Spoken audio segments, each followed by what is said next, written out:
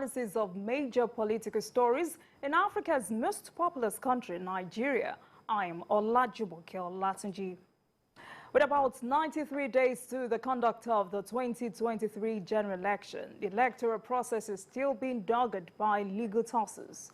In Zamfara State, the Sokoto Division of the Court of Appeal has struck out the appeal of the People's Democratic Party (PDP) against nullification of its governorship candidate in Zamfara State for lack of merit. The presiding judge, Justice Muhammad Shuaibu, described the appeal as a mere academic exercise that cannot be entertained by the court. Also on the program, the name chosen by the G5 governors of the People's Democratic Party (PDP) for their group, it is now being challenged as the Integrity Support International Association has called on them to drop the name Integrity Group. The national coordinator of the association, Abdulmalik Salawu, is threatening legal action against the governor, Nyesom Wike of Rivers State, and members of the G5 group over an alleged trademark infringement. And on the interview segment for today, we take a look at the new Nigeria People's Party, NNPP, and the battle for Northern Nigeria in the 2023 elections with the Secretary of the Board of Trustees of the party, Buba Galadima. Welcome to Politics.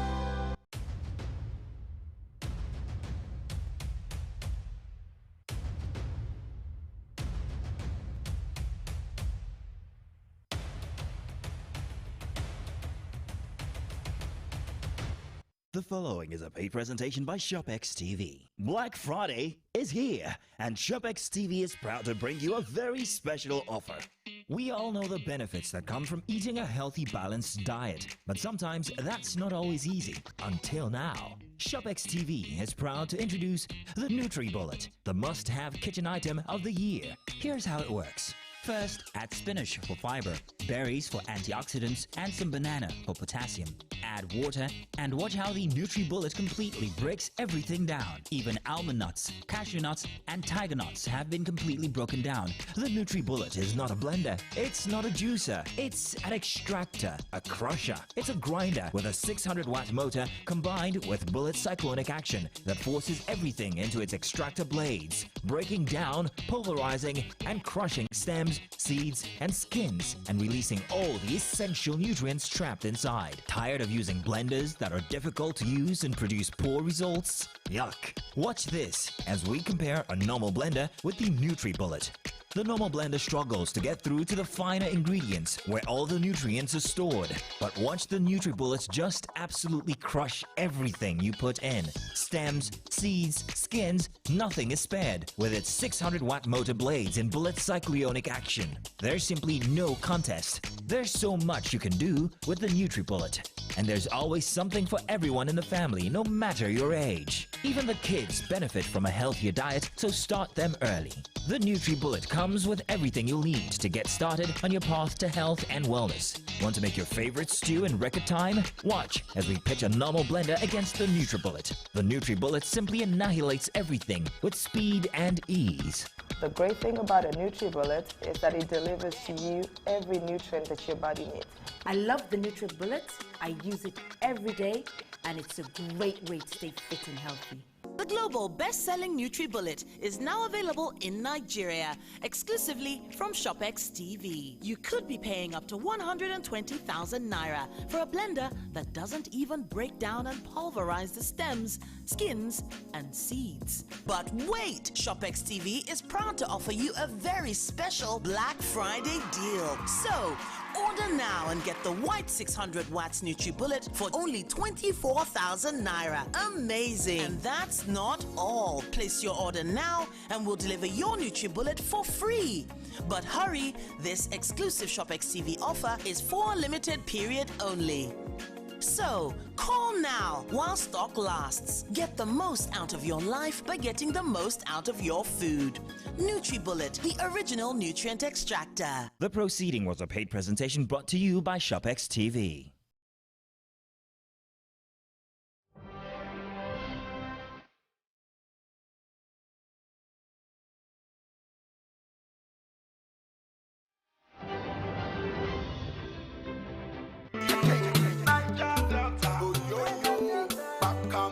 Nigeria's Niger Delta region, where the black gold continues to flow and fuel Africa's largest economy, where the line between wealth and poverty has never been thinner. Oil, gas, politics, development, and community issues all are highly valuable commodities in the Niger Delta. How do they combine, and how can they work together to spawn a new era in the Niger Delta? As he probes deep to analyze issues in the region from angles never before explored, inside the Niger Delta with Mamude Akuga, the authentic voice of Nigeria's oil-rich region.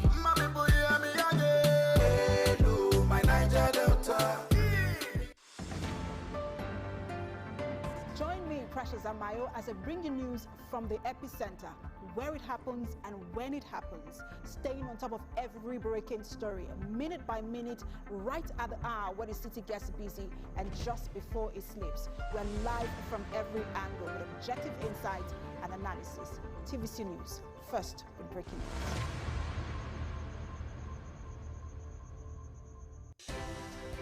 At TVC News, wherever the big news story is happening, we're geared up to break it. TVC News, first with breaking news.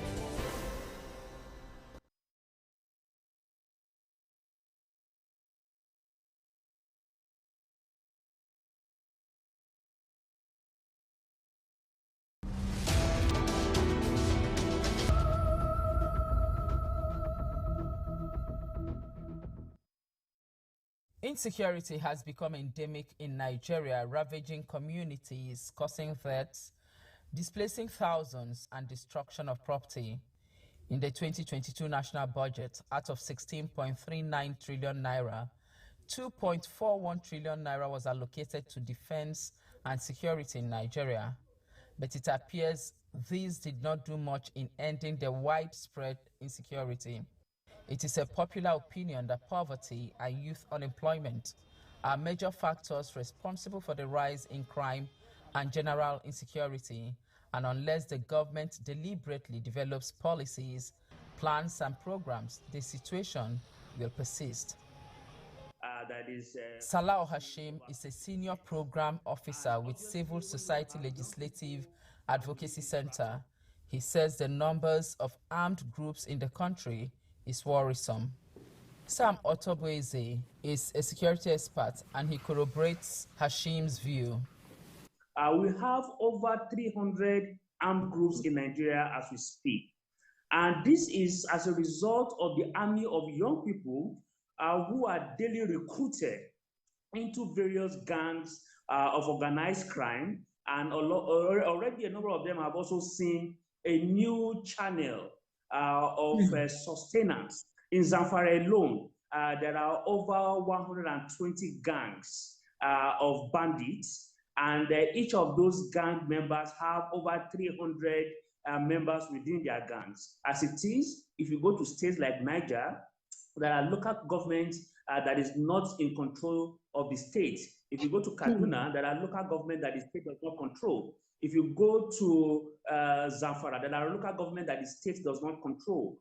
So that tells you that we are not having governments within government. There's no means of sustenance. The tendency is very high to get into criminality. And see, I know the youths are very, their minds are always very active. They want to express themselves. And when you don't utilize them, the tendency is that human beings are like, spring. The more you press a spring down, the more it wants to get up. So for the youths, you just have to have a place to get them occupied. Otherwise, the tendency is for them to engage in so many acts, most of which will cause insecurity.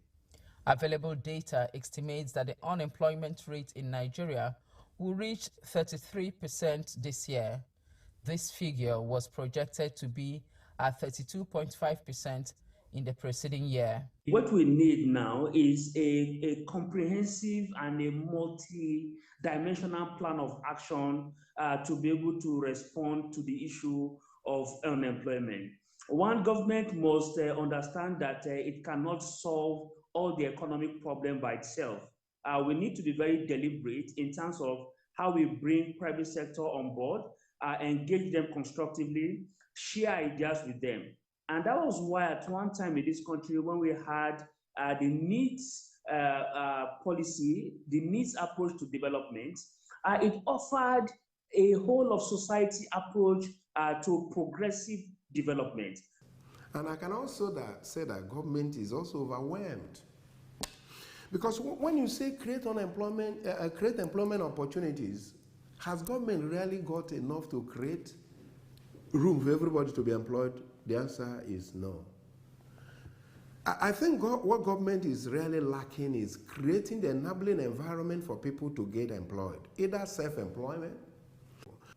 You see, I would want to see a whole lot more budget on power. No nation will grow, will develop without power. So power is a critical element for national development. But it's like we're playing. Let's assume it's a security situation, armed robbery. Mando Boat has developed a security app called Alarm Button. He says while the government tries to figure out how to create employment for the youth, Nigerians and security agents must begin to use technology in tackling security concerns.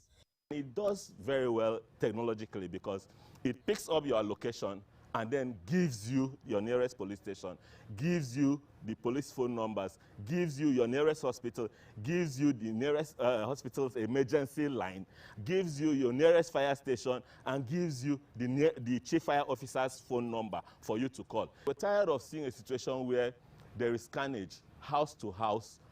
Armed robbers go in a particular night and rob house to house. They did not seize our phones. So what happens if my neighbor is in distress and is shouting, I'm alive, I'm not in distress. Should I not make that phone call? So let's try the police. You click the police here, it changes to green to show you that it's loading. So what happens now is that it actually picks up your location, where you are, and then loads a map. As you can see on this interface, it shows your location. If I'm not the one in distress, I can type the location of the person who I want help for here and click search. And then as you scroll down, you realize that it loads. Right now we are around Shangisha, around Ketu. So where we are now, the nearest police station to us is Ketu Police Station. And it gives us the address of Ketu Police Station, and it gives us the phone number of Ketu Police Station. Obot said every nook and cranny of the entire country is covered in the app. Alarm Button has also come to bridge the gap of saying that a whole community was raided for 2-3 hours, and in the morning they say 70 people were killed. So Alarm Button does not wait for you to put it on your contact list. Alarm Button is already built and loaded. Wherever you are in the country, if you don't know where you are, once you open Alarm Button, it geographically locates you and gives you the nearest agencies to you. We sit down in traffic and cars are being robbed, car after car after car after car. Why hasn't the person in the 5th car made that call? Once you open, there is a button for you to click for sharing live location. And you have pre-stored numbers. For instance, children in schools, in the university, and wherever, the parents can store as emergency number to be contacted on their own alarm button in their phone. So what happens is that whenever your phone is off and you switch on your phone again, it sends the immediate location of that phone to your chosen emergency contact number. And then when you're in distress and you open Alarm Button, the first opportunity for you is to click share live location. And when you click share live location, it sends a text message of your exact location at that point in time to your chosen recipient of that message, and also to the central control room. We also went on the streets to speak randomly to Nigerians to find out if they also blame the high unemployment rate and poverty for the rise in insecurity. That somebody that don't have anything doing can involve himself in any other thing. We've seen all of the wealth that is being flaunted all around. Every young man wants to, be part of what's going on. So, of course, when a man is idle, they want to go elsewhere or other ways to get what they need. All this insecurity that we are talking about is because they lure people into it. They will come there, you don't have job, okay, come. I will give you a job. It's a real connection. I could remember Chief Obafemi Awolowo. He said, the children that you are not, you are sending your children abroad now on training. Those children that you are sending on training, the ones that are not trained, are the ones that will disturb your children. It's two sides of a coin. Sometimes if you want to commit evil, doesn't matter whether you are employed or not, definitely you commit that evil. According to them, unless unemployment is tackled, any effort spent on tackling insecurity will eventually be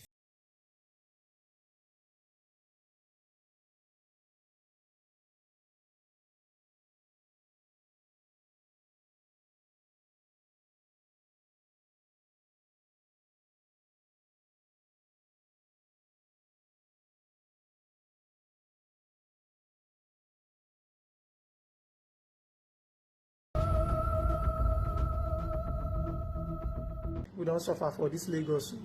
See the hotel where I lodge for Island. This was alleged to have happened in Lagos sometime in July this year. Just reach here now, see what I dictate to. You're putting camera in our rooms. Yes. You're putting camera in our rooms, right? Yes. And this is another incident, but this time in Ogun State. This is a room in the hotel we are sleeping at Ayekwe. We just found out that there's a camera installed in every room. These were the 4 we removed from other rooms. Look at them. Now I'm going to remove the camera.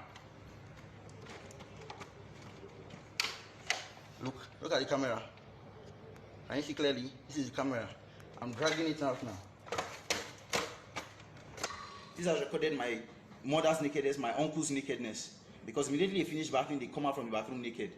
These incidents and other ones that may not have gone viral has brought to the fore how dubious, unethical, and careless some hotel management can be.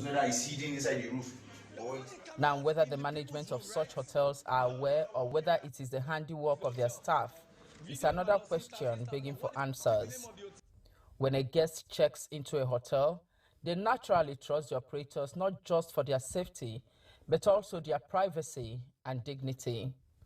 This discovery is not good for the nation's hospitality and tourism sector.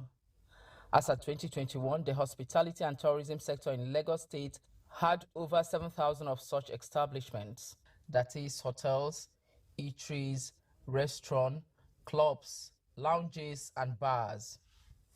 And the ministry says this kind of infringement will not be condoned, as any hotel found culpable will face the risk of having his or her license revoked and other sanctions. According to the authority, they carry out quarterly on-the-spot assessment in hotels in Lagos State. For the police command, action can only be taken against such infractions only when such a case is reported. People don't actually come forward to report, I don't know, for reasons best known to them. Hotels can have cameras within their premises, along the corridors, maybe in their store, kitchen and all that, but not in rooms that guests are to stay, because doing that would amount to an invasion of the privacy of the guest. Kennedy Osunwa, a Lagos-based lawyer, says it's time Nigerians knew their rights and get their lawyers involved if they become victims of this invasion of privacy by any hotel. It is an infraction of the citizen's right, or of the lodger's right, in the sense that Section 37 of 1999 Constitution, as amended, guarantees the privacy of citizens, their homes, their correspondences, their telephone conversations and telegraphic conversations. So this, a person that has gone into a hotel, either for a business or for a rest, as out of that particular time, it qualifies as his home.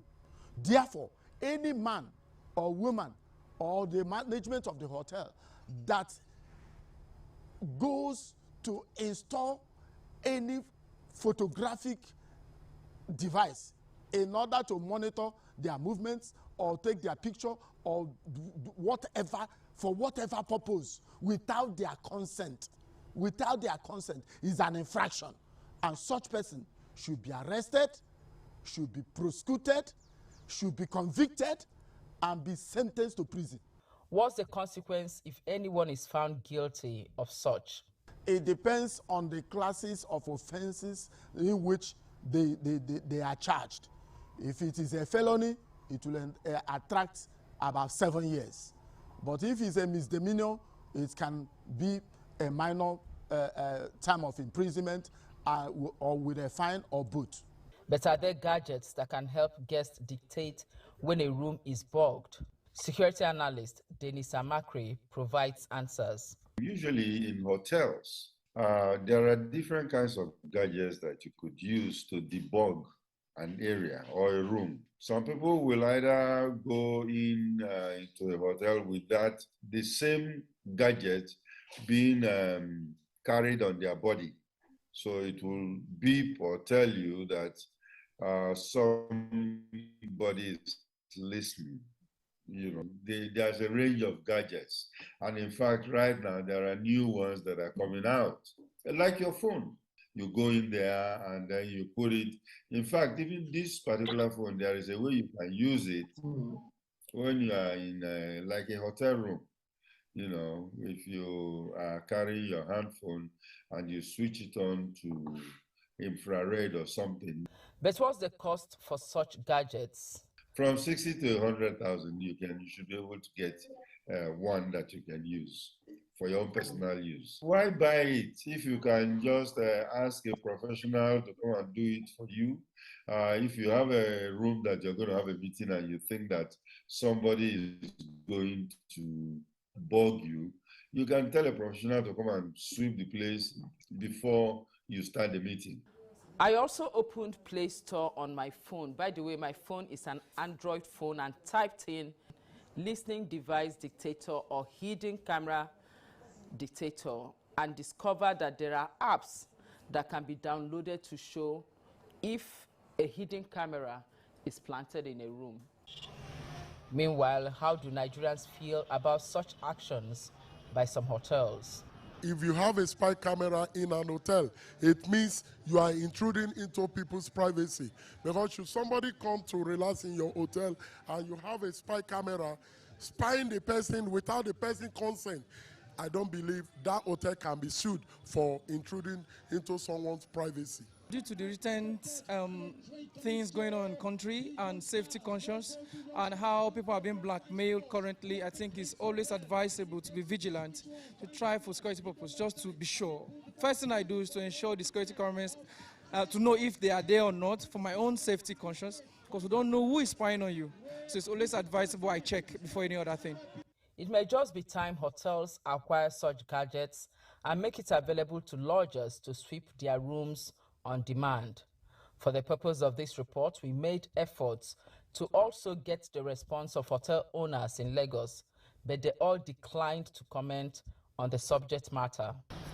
Meanwhile, if you ever have your privacy violated, report officially to the police and also get your lawyer.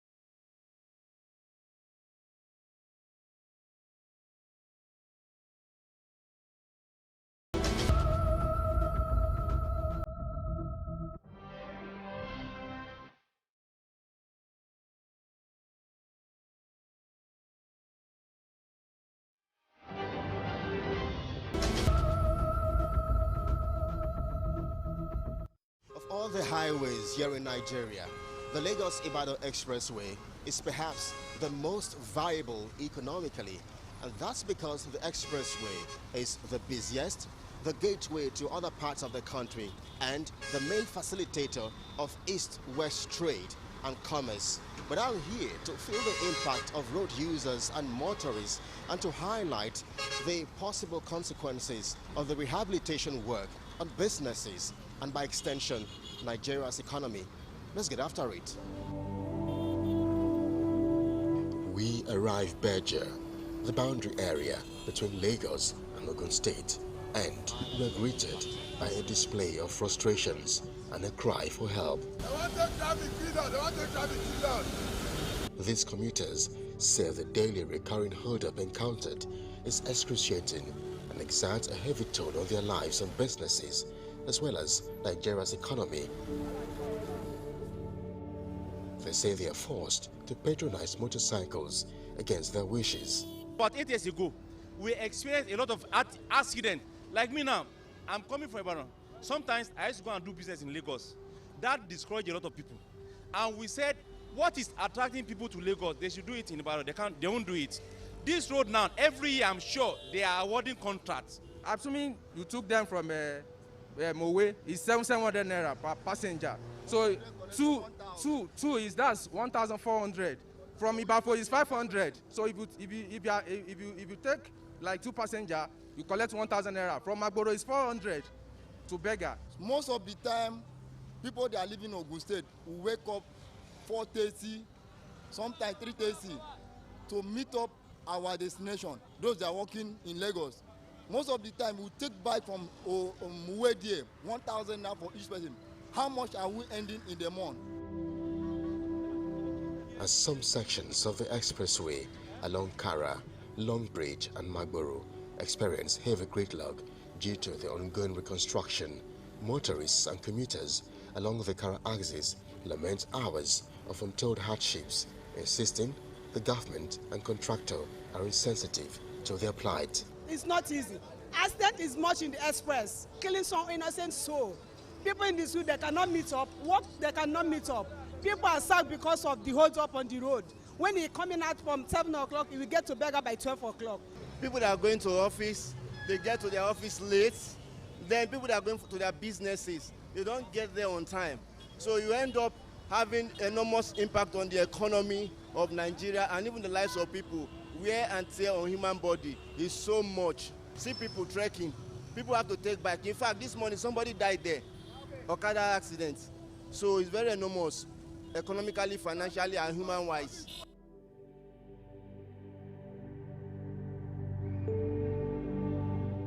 It is worthy of mention that in 2010, 1,075 crashes occurred on the Lagos-Ibadan Expressway, resulting in 649 deaths. And in 2011, 1,980 accidents also happened on the expressway, resulting in 720 deaths.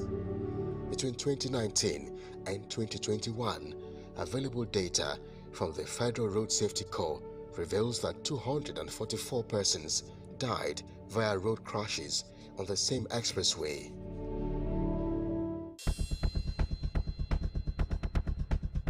Five good hours on traffic. Please, we beg the federal government to intervene this matter. More than 5 hours have been on the bridge. So the last time we asked questions, they say no fund. Federal government has not released fund, no nothing.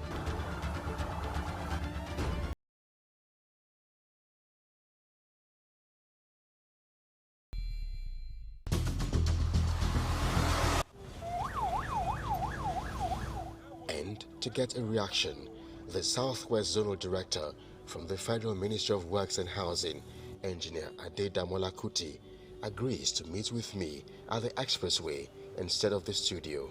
The reason for my request is simple. I want our viewers to get a clear explanation of the level of progress. As we speak, about 37 kilometers has been completed. What we have that is outstanding is just this stretch of about 1.3 kilometers, that's outbound Lagos, and another 1.3 kilometers inbound Lagos. Inbound Ibadan, you know. So, and then we also have another stretch from Otedola Bridge down to the beginning. That's about 2.8 kilometers and 2.8. On that stretch, we've already completed about 1.2 kilometers. So what is left is about 1.6. And then you have another 2.8 kilometers. So that is basically, we are already on the last lap. So what you are seeing is just that a lot of activities going on to ensure that this road is completed, the main carriageway is completed before the end of this year, 2022. What is outstanding on this stretch is just about 200 meters. So once we finish these 200 meters, traffic will be moved here while we finish this other, and of course it will be faster. Engineer Kuti also calls on motorists' patience, affirming that government is monitoring the level of work and will ensure that it delivers in record time. See, whatever they are passing through, government is aware, and we are really very, very sorry, you know, for some of these human factors, because it's all these human factors that have been contributing to some of this gridlock, like driving against traffic, picking up passengers, vehicles that are not roadworthy to be on the road, and then also some of them, when you don't give space to the other person to move, then there's always a form of one brush or another. So those are human factors, and then they create problems for others. Those of them who are lane disciplined, once they're on the lane and somebody has stayed for hours on the road, you expect him to feel bad about it, compared to somebody who has decided to drive against traffic. So the effect of driving against traffic comes back on the road for those law-abiding citizens. So we want to urge everybody to be law-abiding, drive according to the rules. The Southwest Zonal Director from the Federal Ministry of Works also reveals government's determination to improving critical infrastructure across the country. As far as the budget is concerned, that is Mr. President's budget, but for us, in terms of infrastructural deficit, whatever you have there may not be enough to fix what we have, on ground. As we speak, most of the roads that we need, like here, this road itself, the cost of this road, this section, we're not to talk of other roads all over the Federation, but this government itself, this present government has also introduced other sources of funding, to bridge that infrastructural gap. With an estimate of over 400,000 vehicles using the Lagos-Ibadan Expressway on a daily basis, some issues are worth considering. For instance, Lagos is the foremost commercial hub of Nigeria, offering a massive and accessible market within the West Africa Economic Zone as it continues to attract immigrants, startups, and entrepreneurs looking for growth. But by 2050, the state and Nigeria will have twice the population as it has today. More than half will live in cities. But just how relevant will the Lagos-Ibadan Expressway be by that time? And so while motorists and road users continue to lament as they are compelled to go through the experience of being on the Lagos-Ibadan Expressway for many hours, hawkers and motorcycle riders are experiencing a boom in their businesses, and they will perhaps expect that things stay the same way on the award. TVC, first with breaking news.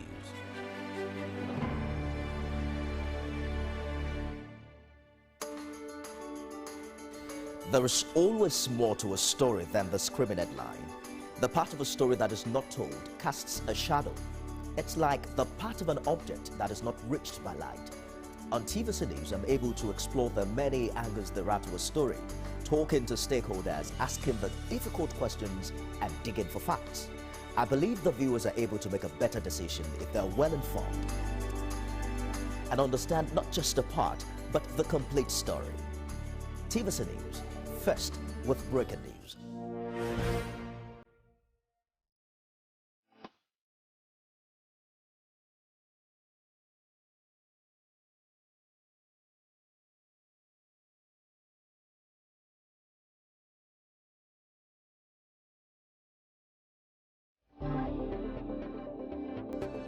Never miss a moment. Instant breaking news from all over the globe.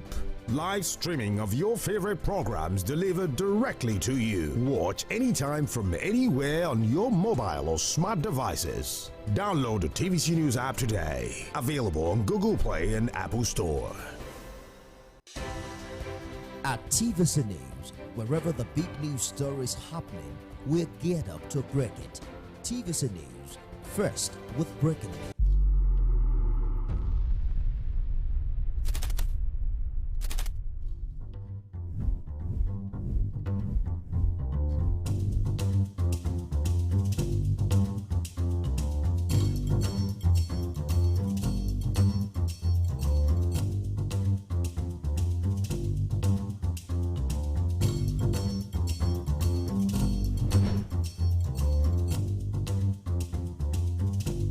And now, let's join ace broadcaster Mamode Akuga as he takes us inside the Niger Delta. Hello out there and welcome to the program. It's Inside the Niger Delta, the authentic voice of Nigeria's oil-rich region. I'm your regular host, Mahmoud Akuga. Travelers have been commuting between sections 1 and 4 of the East-West Road without much hassle, following an ongoing remedial work by the Niger Delta Development Commission, NDDC, on several spots damaged by the recent flood disaster. For road users who can now ply the East-West Road freely, the NDDC's intervention is a huge relief, as our correspondent now reports. At the peak of this year's flood, commuters were stranded as several sections of the East-West Road were submerged in water. Commuting across states in the Niger Delta on automobiles had become practically impossible when the flood receded after several weeks of grinding economic activities to a halt. Sections of the East-West Road had been severely damaged. This prompted a directive from the Ministry of Niger Delta Affairs to the NDDC to commence remedial work on affected sections of the road. Acting Managing Director of the NDDC, Engineer Emmanuel Audu Uhwaburua, who immediately complied with the directive, had hinted that the Commission's intervention was to make the road motorable after the flood disaster. I've also not relented, coming here all the time to check, and I must say I am impressed.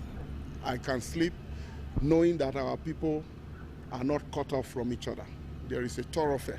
1 week after the NDDC intervention, our crew mobilized to sections of the East-West Road from Ahoda in Rivers State to Ume in Delta State to monitor the progress of work. Contractors handling the project had deployed equipment to excavate, fill and grade various sections of the road, which at the time of filing this report had become motorable and devoid of traffic gridlock. Obviously relieved by these developments, some commuters commended the NDDC for a job well done. In fact, I want to thank NDDC personally for such caring, because if actually NDDC did nothing, a lot of lives will go, people will die.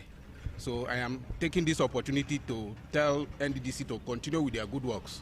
Well, actually, I appreciate the effort being made by NDDC in order to improve the condition of the road, because it was as worst as anything.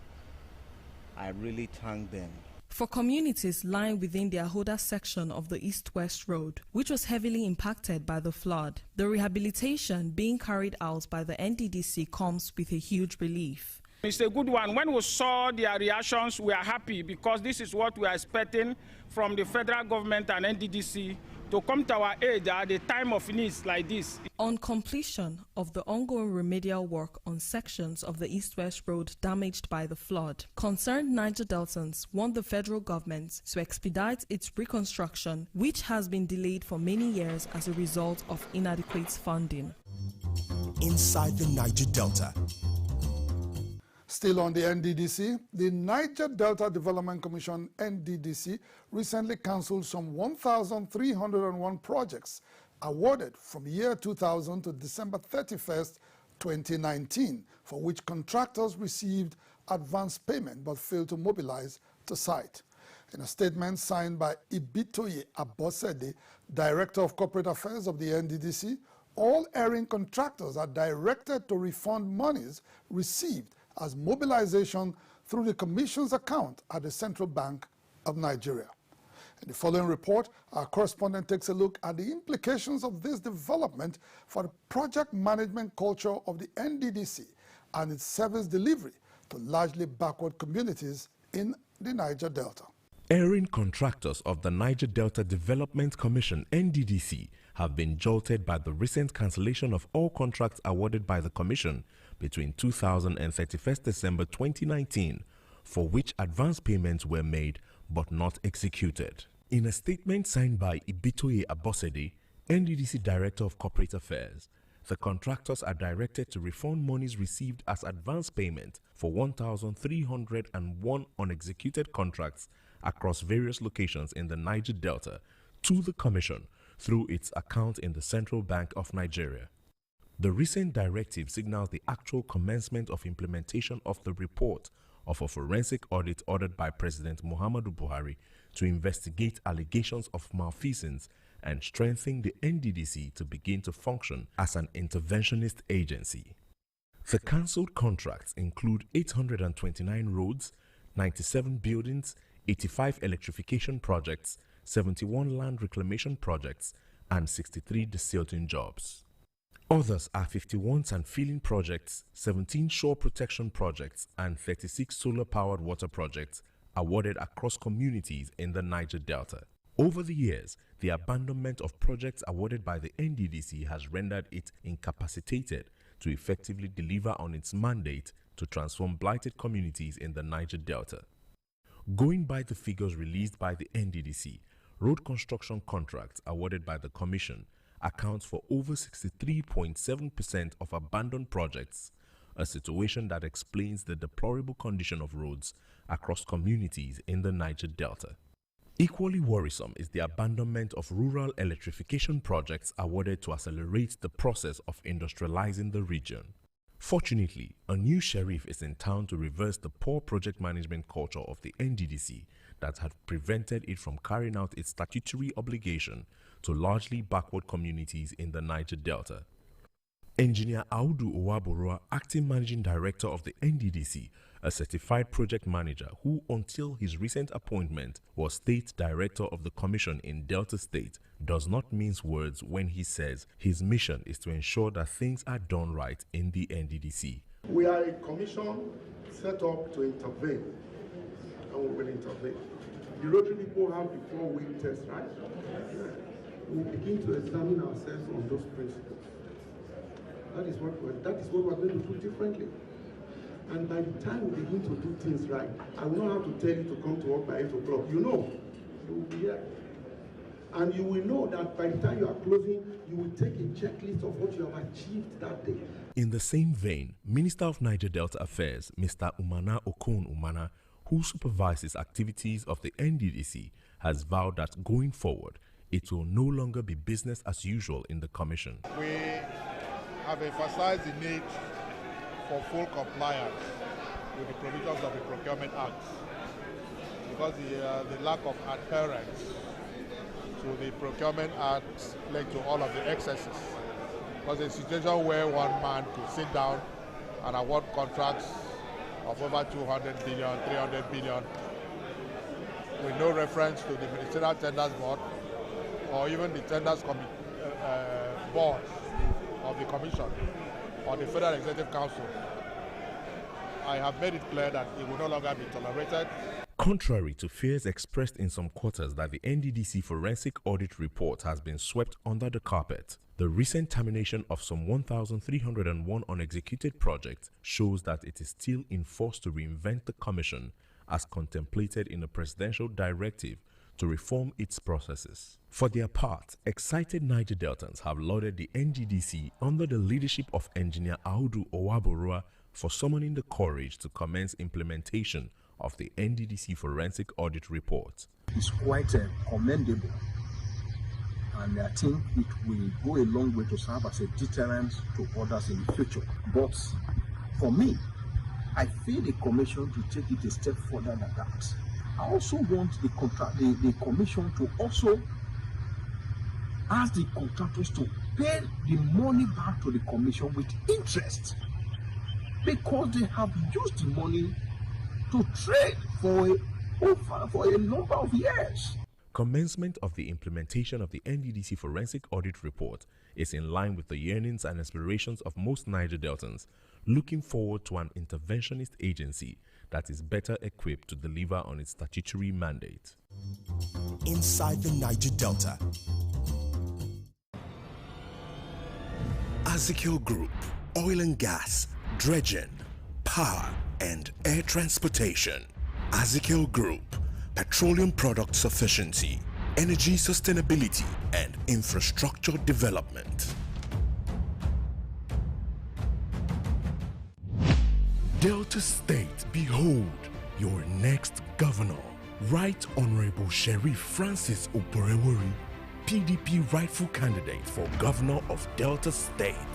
With his more agenda of meaningful development, opportunities for all, realistic reforms and enhanced peace and security in the state, he will surely take Delta State to greater heights. Delta is PDP. and PDP is Delta. Vote Sheriff Francis Oporewori for Governor of Delta State. Vote PDP. Sheriff Francis Oporewori, expect more. Concerned Niger Deltans have called on the federal government to strengthen the fight against brazen crude oil theft in the country. This follows the repatriation last week of MT Heroic Idun, a large vessel which reportedly evaded arrest in Nigeria 3 months ago, and its crew members who are suspected oil thieves from abroad. Following 3 months of intense negotiations between Nigeria and Equatorial Guinea, MT Heroic Idun and its crew members were released to the Nigerian Navy at the Malabo port on the 6th of November 2022.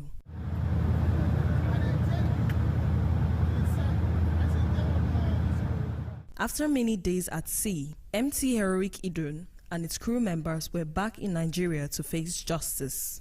On the 8th of August this year, MT Heroic Idun was intercepted at the Akpo oil terminal for attempting to load crude without an operating license.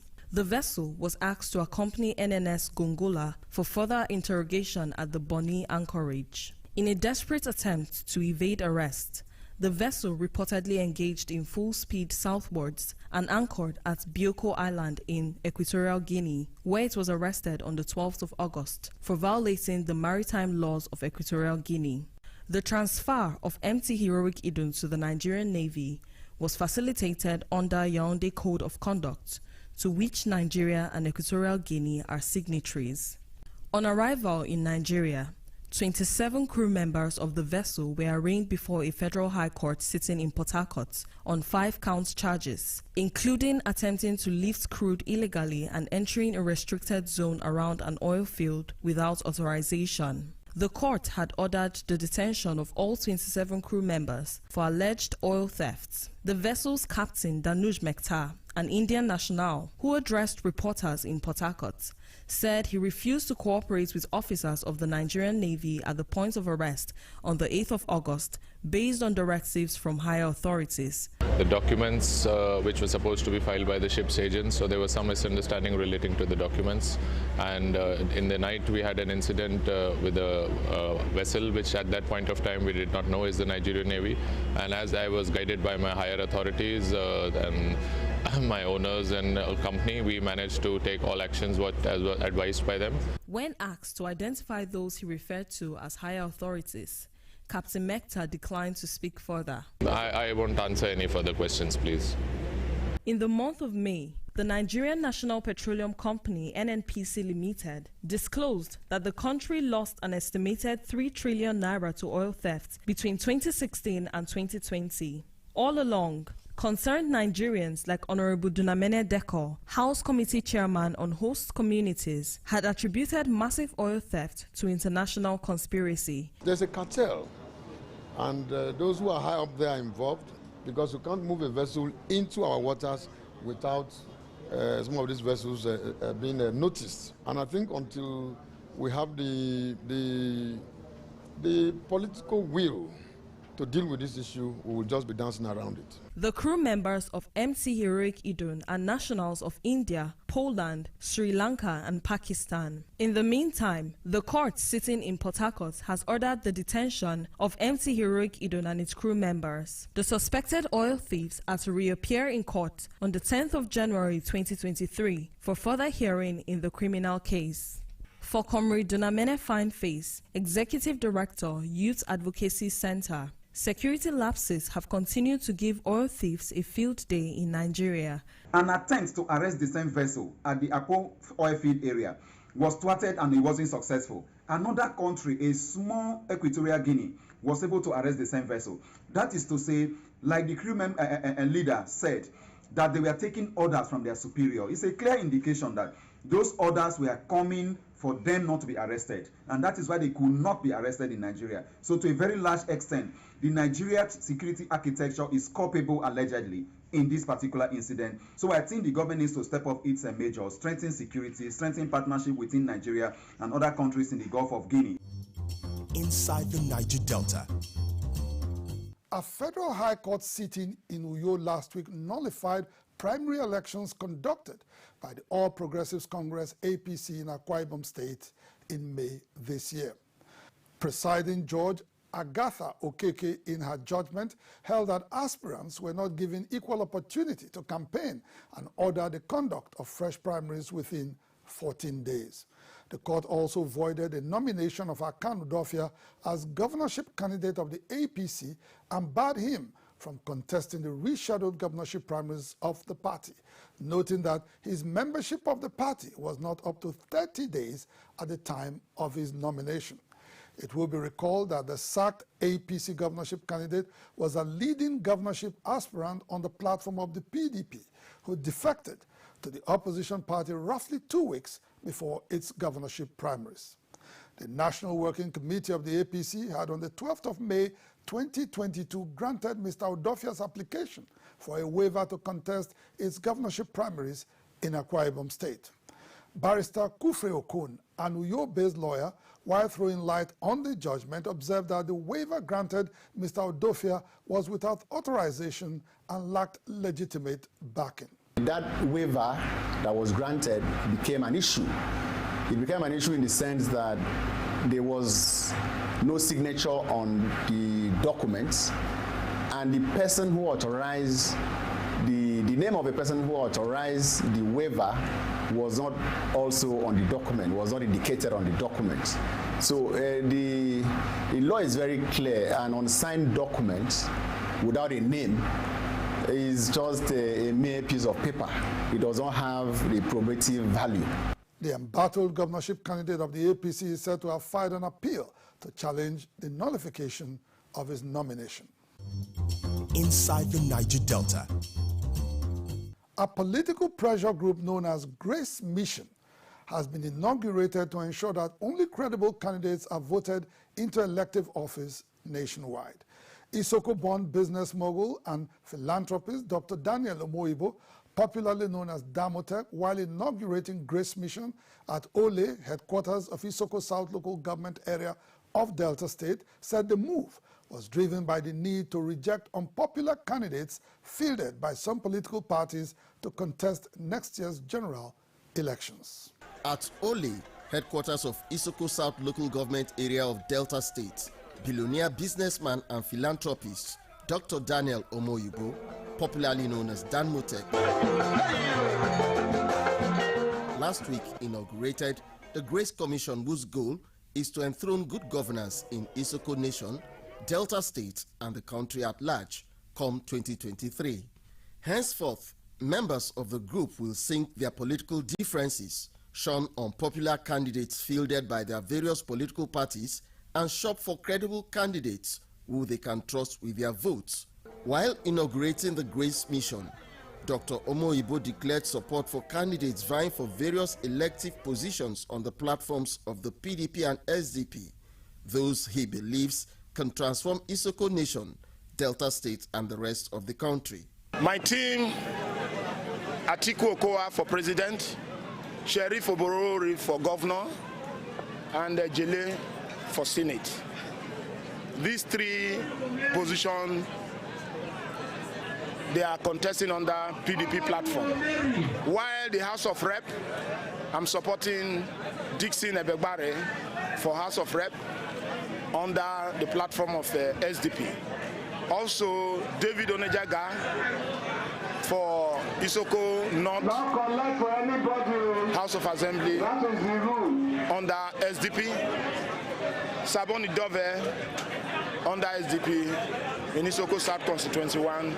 Also Lucky Idove under Isoko South Constituency 2.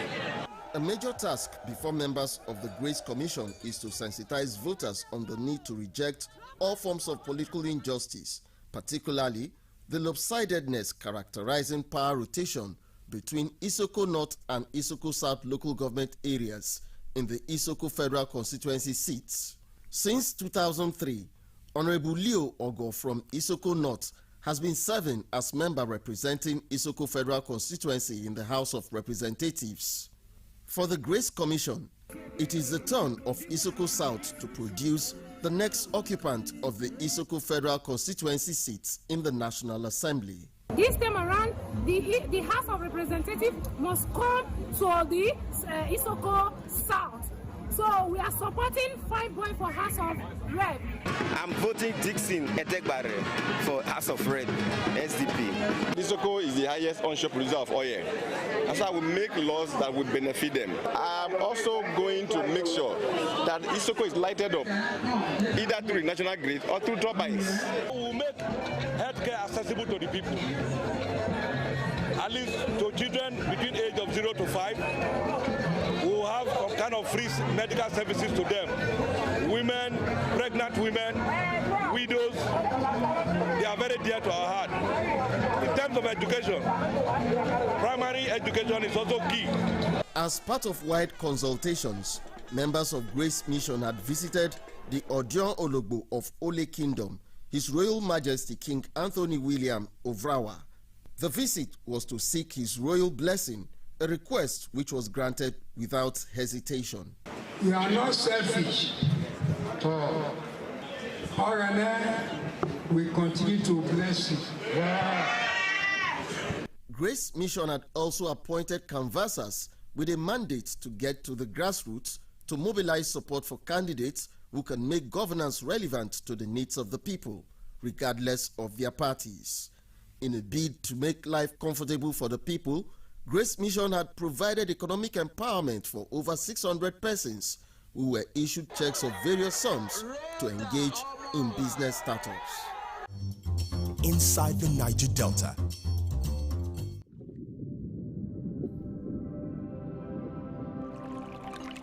Snow Blue bottled water. Get refreshed. Bayelsa State Governor, Senator Doye Diri, has called for improved football administration to provide a conducive atmosphere for more talents to sprout and flourish in the Niger Delta in particular and in Nigeria in general. Governor Diri gave the charge during the finals of Nigerian National League Super 4 tournament at the Samson Siasia Stadium in Yenagoa, the Bayelsa State capital. After observing a minute's silence in honor of those who lost their lives, Governor Doye Diri took the kickoff at the Samson Siasia Stadium, Yenagoa. Homeboys Bayelsa United took on El Kanemi Warriors of Maiduguri in the first match of the final day of the Nigerian National League Super 4 tournament. Presence of Governor Diri, Bayelsa United set off in high spirits and secured its first goal through a corner kick in the first half.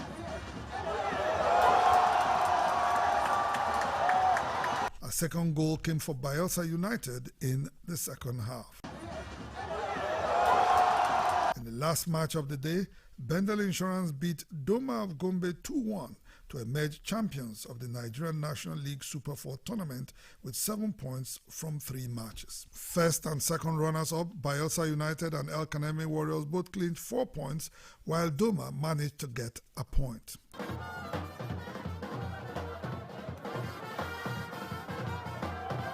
Governor Doye Diri, who was impressed with skills displayed on the field of play, said, with enhanced officiating and implementation of the right policies, Nigeria will soon take a pride of place in global football ranking. Like the NNL, to also keep it up. The moment we overcome the issues about officiating in Nigerian football, the sky is not our limit. We will continue to churn out talents. There are talents that are bound in this country, and I'm sure that this competition again will show that, and we will continue to support sports, in particular football. The 4 finalists in the Nigerian National League have been elevated to the Nigerian Professional Football League, embracing the 20 most competitive club sides in the country. Inside the Niger Delta. And just before we go, reactions have continued to trail Governor Nyesom Wike's revelation last week that the administration of President Muhammadu Buhari has paid a backlog of 13% derivation funds to oil-producing states held back by previous governments since 1999. Governor Wike, who made the revelation during the inauguration of the Nabo Graham Douglas campus of the Nigerian Law School in Port Harcourt, said he has used the monies released by the Buhari administration to fund critical infrastructure in River State. Let me say for the first time, so many people ask me, where is he getting this money from? Let me say it. And I want to the Attorney General to thank Mr. President. Monies that were not paid to the Niger Delta State since 1999.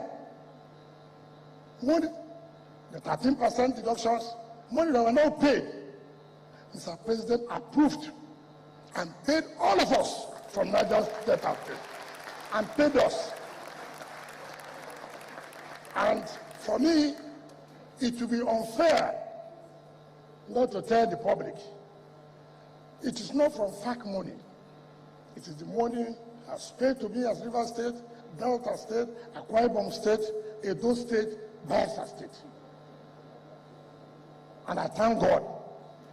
And I can say it. And that is why today, since 2019 till now, yesterday we commissioned the 9th flyover. On December, we commissioned the 10th flyover. By February next year, we'll commission 11th and 12th flyover. The River State governor had challenged his colleagues in the Niger Delta to account for their own share of the largesse, prompting questions from several quarters on how such funds have been applied in other Niger Delta states. Well, with that report, we'll draw the curtain on the program. Inside the Niger Delta, the authentic voice of Nigeria's oil-rich region, will be back same time, same station next week. Until then, you can follow us on our social media handles shown right now on your screen. And please remember to subscribe to our YouTube channel at NDNTV Nigeria for these stories and many more. Until next week, I am Mamode Akuga thanking you for staying tuned. Bye for now.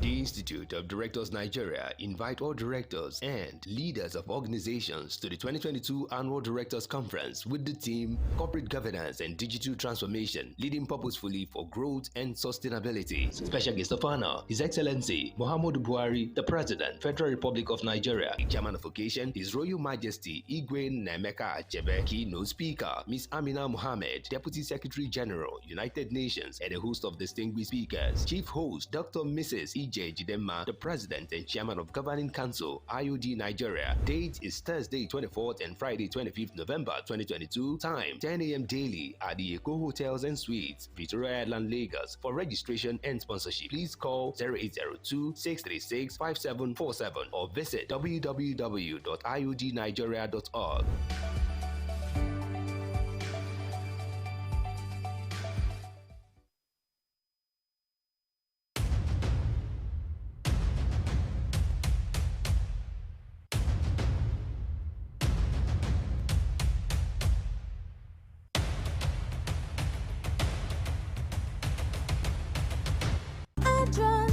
Adrian has been very great and fantastic in what they do.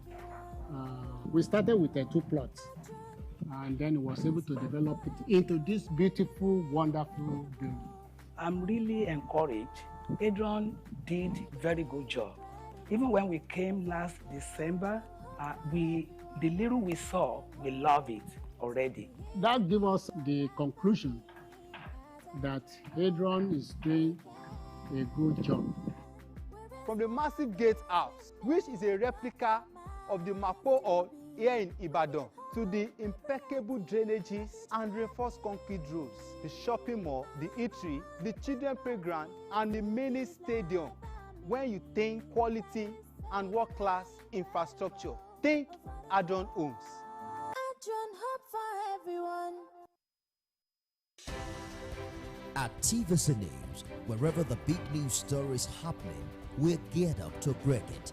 TVC News, first with breaking news.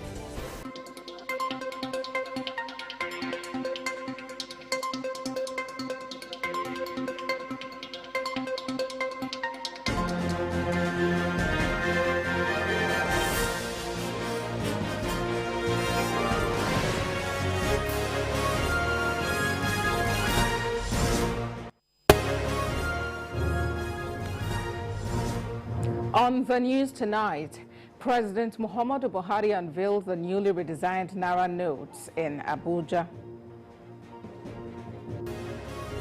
Bill seeking to create a national commission for Almajiri education and other out-of-school children passes second reading at the House of Representatives. Outside Nigeria employee at a Walmart supermarket in the U.S. state of Virginia has shot dead 6 people, injuring 4 others. And in sports, Spain begin 2022 World Cup campaign with emphatic 7-0 win over Costa Rica.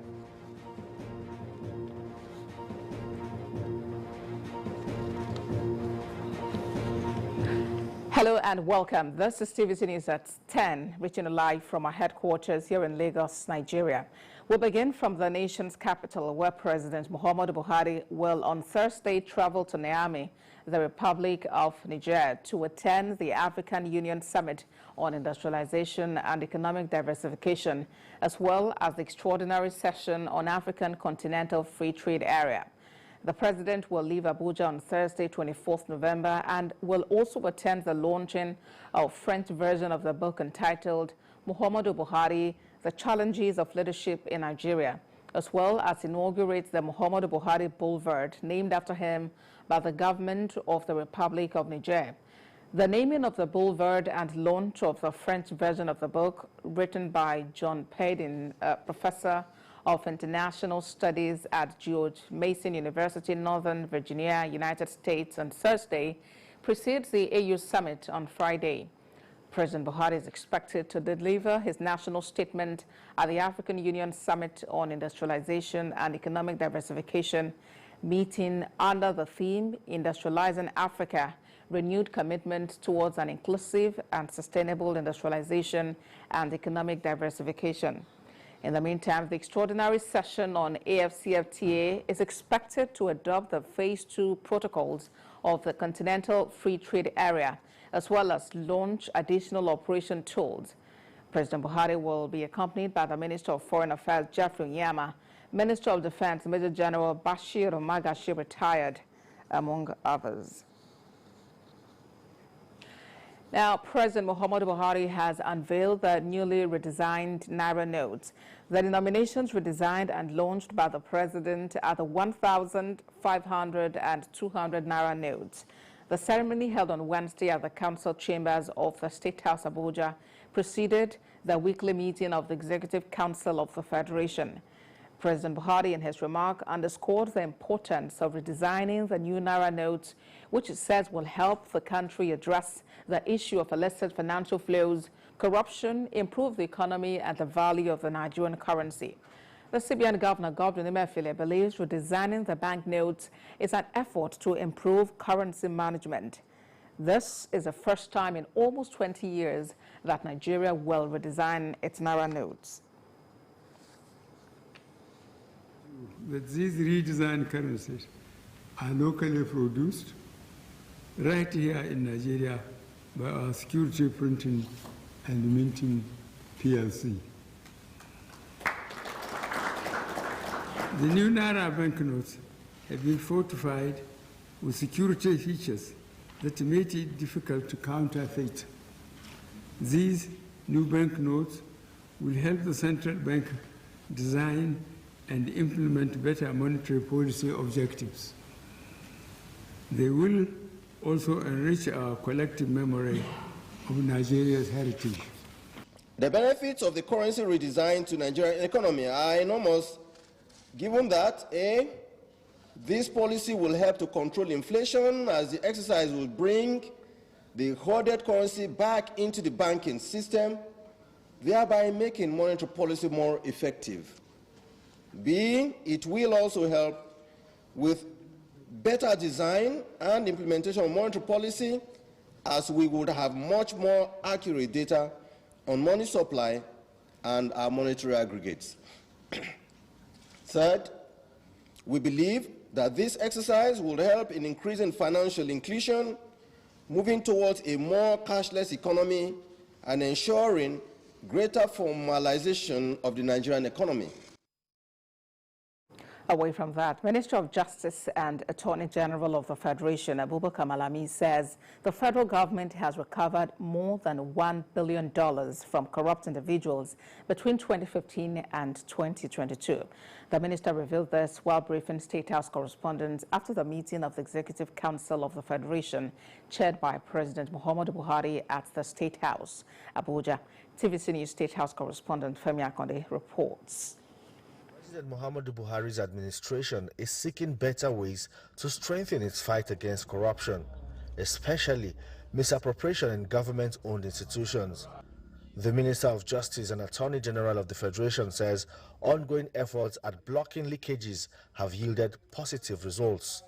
But the Attorney General also presented to the Federal Executive Council a new anti-corruption strategy document from 2022 to 2026 that will enhance the legal framework in the government's fight against corruption. Today, the Office of the Attorney General of the Federation presented a council memo seeking approval of the council for the validation, adoption, and the extension of the National Anti-Corruption Strategy document from 2022 to 2026.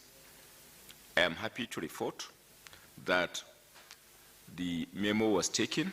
Abubakar Malami says the federal government is closely monitoring the budget defense sessions at the National Assembly and is concerned about the unraveling allegations of padded budget in the cost estimates presented by ministries, departments, and agencies. There was no point in time at which the government overlooked the need for doing something, but it all depends on what has to be done and at what time.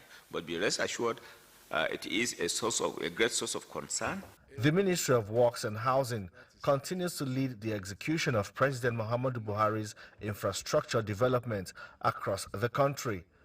The Minister Babatunde Fashola says the Federal Executive Council approved the augmentation of the Kanu Western Bypass to link the Kanu-Maiduguri Highway.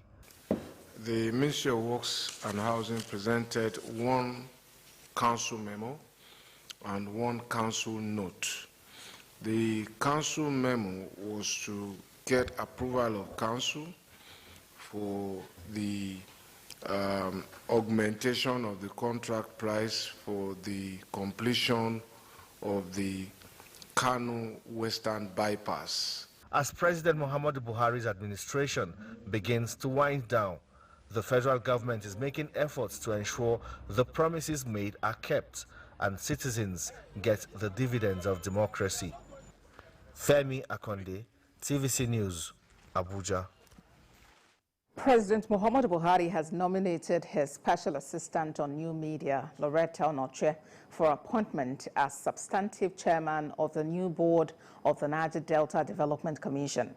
Her nomination, alongside 14 others, was contained in a letter addressed to the President of the Senate, Ahmad Lawan, and was read on the floor at Wednesday's plenary. National Assembly correspondent Tijesu Adeoye reports. President of the Senate begins the day's business by opening letters of request sent by President Muhammadu Buhari. One of such letters is a letter from Mr. President nominating a 15-member board to oversee the affairs of the Niger Delta Development Commission. Loretta Onoche, President Buhari's special assistant on new media, is nominated to be the substantive chairman of the board. I hereby present the unlisted 15 names of nominees as chairman and members of the Niger Delta Development Commission, NDDC, for confirmation by the Senate. Copies of their curriculum vitae are attached herewith. 1. Loretta Ifanyi Onoche, chairman. Shortly after the announcement, the Deputy President of the Senate, coming under Order 42, explains to the Parliament that Mr. President's nomination list did not capture a state representative for Delta State, separate from the chairman nominee. He says this is a necessary requirement in line with the federal character provisions as well as the act establishing the NDDC. 1B of the NDDC Act, every state of the Niger Delta is supposed to have one member, an indigene of the state, representing the state in the board of the NDDC as a state representative. Now, the list you read out has all of the states represented, but Delta State does not have a state representative. Agreeing to the observations raised, the President of the Senate urges Mr. President to quickly respond to the matter to enable the Senate proceed with the consideration of his request. The new board is expected to take over from the sole administrator currently overseeing the affairs of the NDDC. Loretta Onochie, alongside other presidential nominees of the NDDC board, will be required to appear before the relevant Senate committee to commence the screening process for the Senate's confirmation. Tijesu Adeoye, TVC News, Abuja. Moving on to the Green Chamber, a bill seeking to create a national commission for Almajiri education and other out-of-school children has passed second reading in the House of Representatives. This comes on a day an executive bill aiming to amend the Extradition Act was introduced on the floor of the House. National Assembly correspondent Jokia Disa reports. Statistics from the United Nations Education, Scientific and Cultural Organization, UNESCO, pegs the number of out-of-school children in Nigeria to about 20 million. This is as of October 2022. The latest figure is a far-reaching increase from the 10.5 million recorded by UNICEF in 2020. Only this week, former President Olusegun Obasanjo warned that Nigeria was sitting on a keg of gunpowder if it does nothing to reverse the increasing number of out-of-school children. This bill, sponsored by Sokoto legislator Shehu Kakale and 18 others, is to redress the alarming rates of out-of-school children. A bill for an act to establish the National Commission for Almajiri Education and out-of-school children to provide for multimodal system of education, to tackle the menace of illiteracy, develop skill acquisition. Support and observations came in for the proposed law before it scaled second reading. This bill is a subset of our policy and our belief in education in this 9th Assembly. We are putting it, say, these programs should last for the next 10 or 15 years to bridge the gap. It makes sense. But if the commission is going to be established to run like that forever, Mr. Speaker, distinguished honorable colleagues, it will be discriminatory in nature. This bill seeks to provide skills acquisition for not only the Almajiri, but for the out-of-school children, so that they can be out of the street.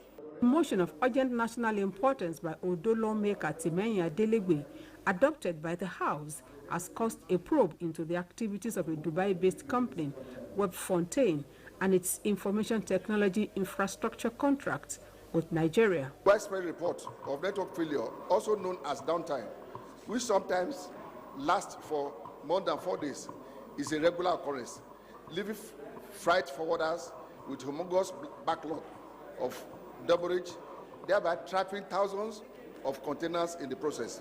The House resolved to investigate the activities of the company between 2006 and 2020. The federal government has now taken steps to amend the Extradition Act as a bill to that effect passes first reading. Jokedsa, TVC News, Abuja. INEC committed to conducting the best general election in 2023. That's according to the Commission's chairman. Get more after the break.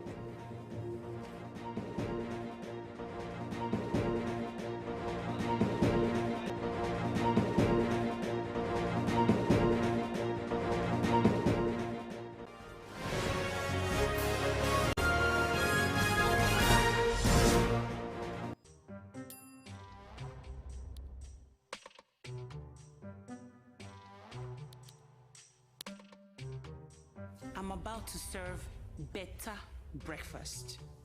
If you're in Lagos, you need to see this.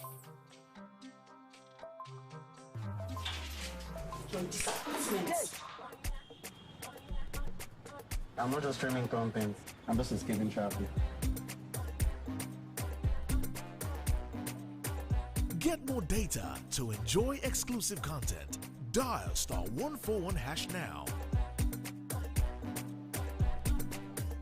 Airtel, the smartphone network. Looking fresh for your dates? Get even fresher with Close Up. New Close Up Triple Fresh formula. It cleans deeply, fights 99% of bacteria, and cools intensely, keeping you protected and fresh. Protected and fresh. Protected and fresh. Let's take a picture. Protected and fresh. Still fresh, still protected. Feeling cool and protected. All day confidence to get close. Oh, yeah, take it close up, short to close. New Close Up Triple Fresh formula. Bye, Mom. He's going to play in this weather. Why did you let him go? He might fall ill. And if he doesn't go out for practice, how will he win more trophies? To protect our family from illness-causing germs during the rainy season, we use Dettol soap every day. Dettol with Germ Defense gives you protection. Rainy season brings a lot of germs, and Dettol soap's Germ Defense protects you from up to 100 illness-causing germs. Dettol soap is endorsed by the Nigerian Medical Association. Be Dettol Show. Black, it's not dark, it's bright. Black is bold.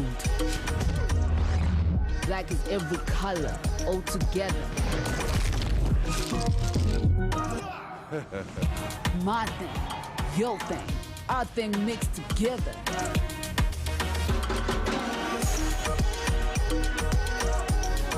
Black shines brightest.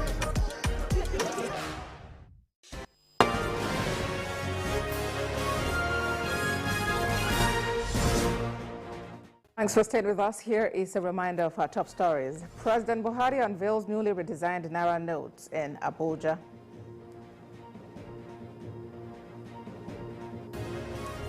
Bill seeking to create National Commission for Almajiri Education and Other Out-of-School Children passes second reading at the House of Representatives. Still ahead, employee at a Walmart supermarket in the U.S. state of Virginia shoots dead 6 people, injures 4 others. And sports, Spain begins 2022 World Cup campaign with emphatic 7-0 win over Costa Rica.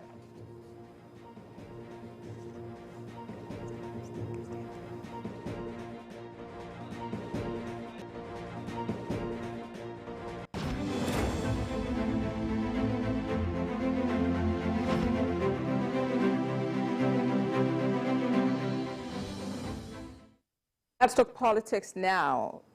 The chairman of the Independent National Electoral Commission says the commission is committed to conducting the best general election in the 2023 cycle. He said this as he received the delegation of the Commonwealth Pre-Election Assessment Mission to Nigeria. Moya Thomas reports. As the 2023 elections draw closer, every stakeholder with a role to play in elections is now ensuring no stones are left unturned. The Commonwealth has consistently been one of the international election observer groups since Nigeria's return to democracy. The group is now on a pre-election assessment mission to Nigeria to understand the landscape and level of preparedness. Here on a listening, if you will, tour to understand and appreciate the preparations towards the elections, to understand some of the scope, challenges, and opportunities for the elections. As you probably know, with regards to the Commonwealth, one of the things that we look at in terms of governance and democracy is elections. But elections is not the only opportunity for us. We look at it from a standpoint of a whole of the elections, as we call it, perspective. We have taken those recommendations very seriously, the Commonwealth and others, and that has been factored into the preparations for the 2023 general election. We want to assure the international community that Nigeria will not let you down. The quality of elections will always improve. The chairman urges the public to disregard speculations that results will not be uploaded in real time. A story emanating from a section of the media that the Commission has decided to jettison the uploading of polling unit level results in real time on election day. It should please be disregarded as fake news. The Commission will upload polling unit level results, and citizens will have access to those results in real time as we upload to the polling units. Nigeria had earlier sent out an invitation to all international election observer groups to be part of Nigeria's 2023 election monitoring and observation exercise. International election observers helps give credibility to election process. Here in Nigeria, their report over the years has given credibility to our electoral process and helped in the seamless democratic transitions Nigeria has enjoyed over the years. Moya Thomas, TVC News, Abuja. Now, presidential candidate of the APC, Asiwaju Bola Ahmed Tinubu, has described the governor of Ebonyi State as a proactive governor who has the love of the people at heart. He said this while inaugurating a series of projects in Abakaliki ahead of the presidential rally in the state.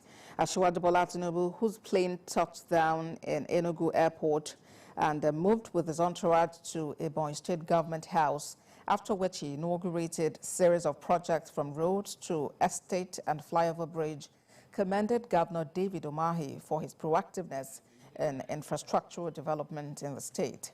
Asiwaju Bola Tinubu promised to work with the state to ensure that more development come into Ebonyi.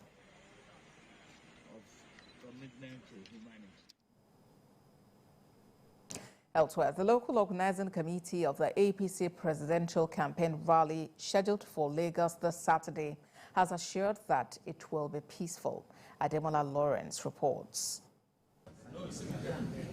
Addressing the media, the LOC chairman of the campaign rally, Ganiu Solomon, said members of the APC and general public are expected at the venue of the rally, Teslim Balogun Stadium in Surulere, in their thousands.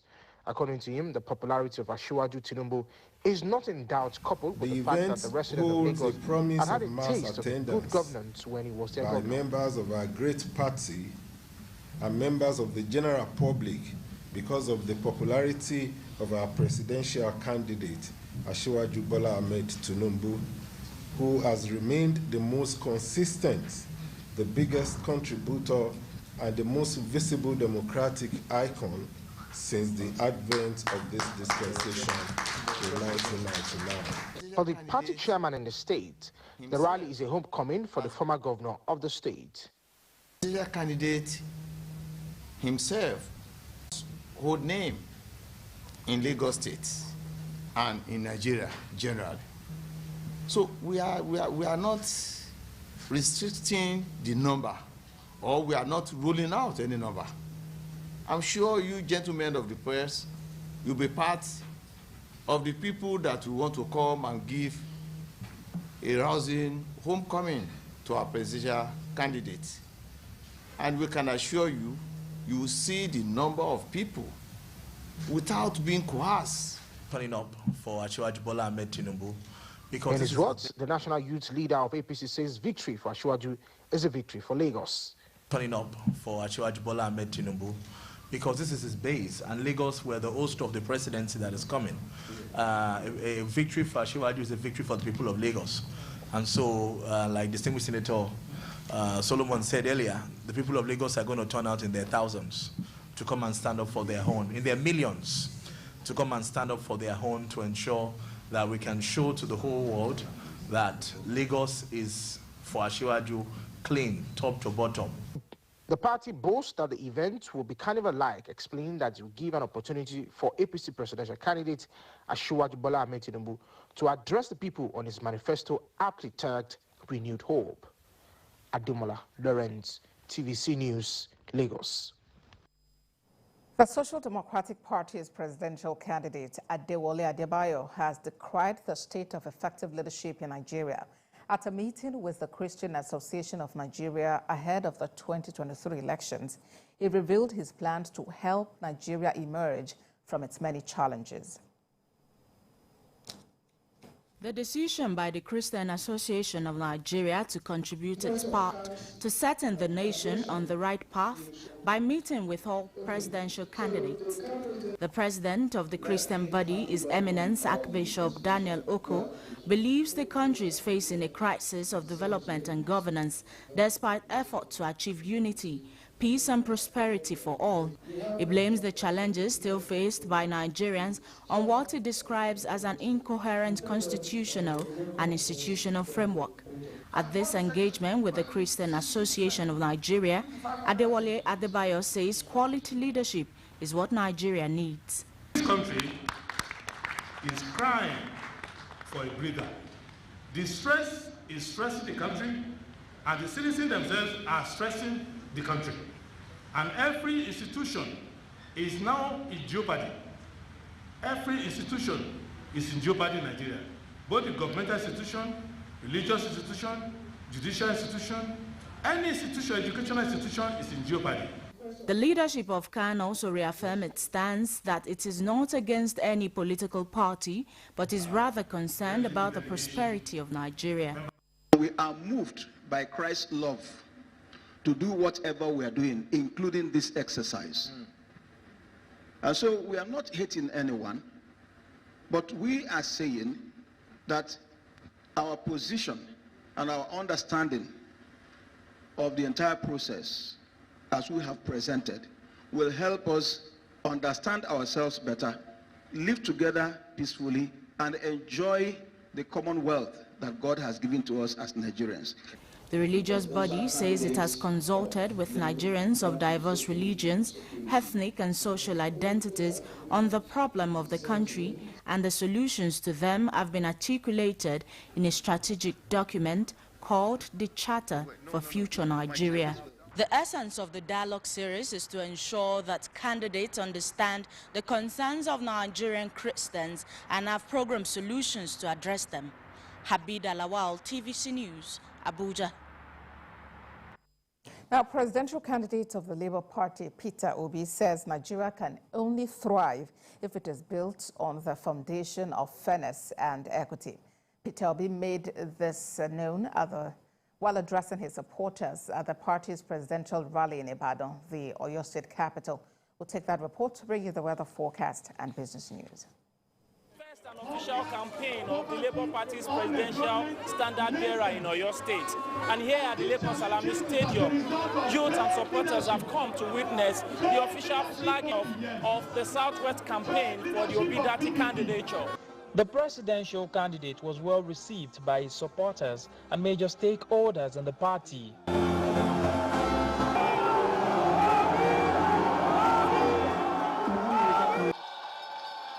In his address, Mr. Obi says Nigeria can only thrive if it is built on the foundation of equity and fairness. And only equity, justice and fairness will be the foundation on which we will build a united Nigeria.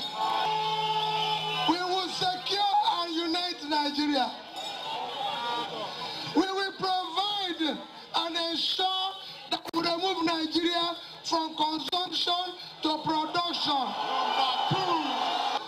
I bring greetings to you from all over Nigeria. From Ilorin to Sokoto to Borno to Adamawa, all their greetings here in Ibadan. Other stakeholders in the party advised Nigerians to throw their weight behind their candidate to ensure his victory in 2023.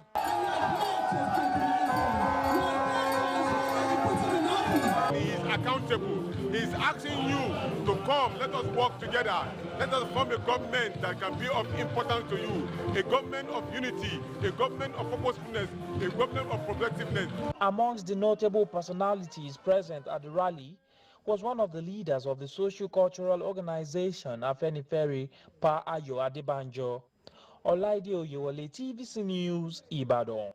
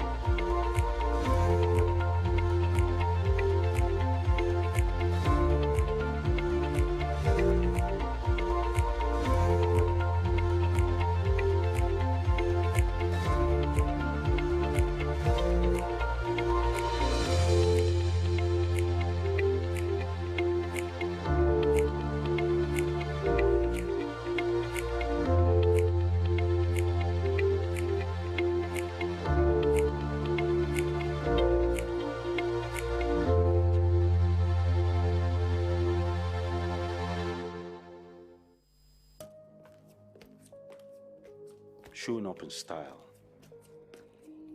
inspires great confidence. IVM G5T appeals to class.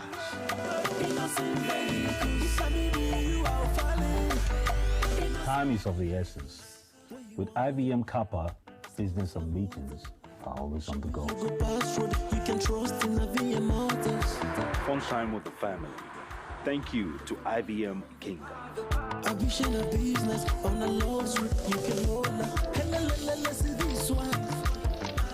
IVM carries always stealing the show. Isn't she beautiful? Influence defines a great leader.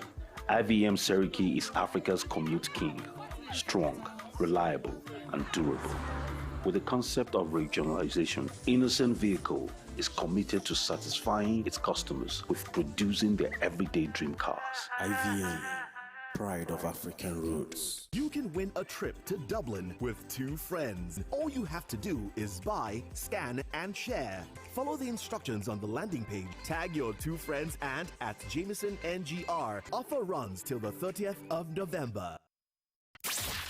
Are you out of airtime or data? Do you need airtime to make that important call or browse the internet? Then use Ding! With Ding, you can request airtime top-up from your friends and families anywhere in the world and have it delivered on your mobile phone within 3 seconds. Interesting, right? All you have to do is download the Ding app or visit www.ding.com/request to create your Ding profile and share your profile link with your family and friends anywhere in the world. Easy, right? Ding is a leading international mobile recharge service with the highest rating on Trustpilot, top-level security, and amazing 24-hour customer support. It is safe because your details are secure, fast because you receive your airtime in 3 seconds, and easy because the sender doesn't need to bother about your phone number or mobile operator. Visit www.ding.com/request or download the app to start receiving airtime on your phone today.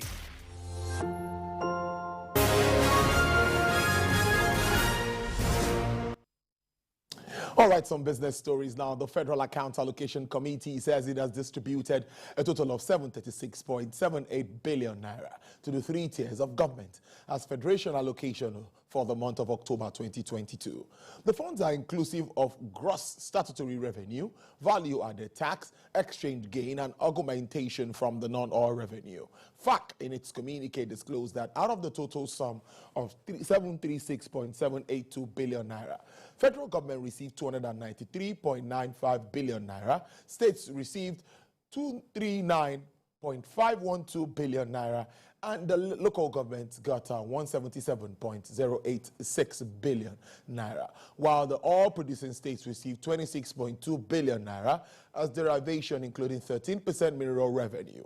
The total revenue distributable for the current month for October was reportedly drawn from statutory revenue of 417.7 billion naira, a VAT of 213.2 billion naira, exchange gain of 5.7 billion naira, and 100 billion naira augmentation from non-oil revenue, bringing the total distributable for the month to 736.78 billion naira. However, the balance in the excess crude account as at November 23rd is set to stand at $472,513 at the moment. Meanwhile, the transmission company of Nigeria, TCN, says it will acquire a supervisory control and data acquisition, that's SCADA, to check frequent grid collapse and energy rejection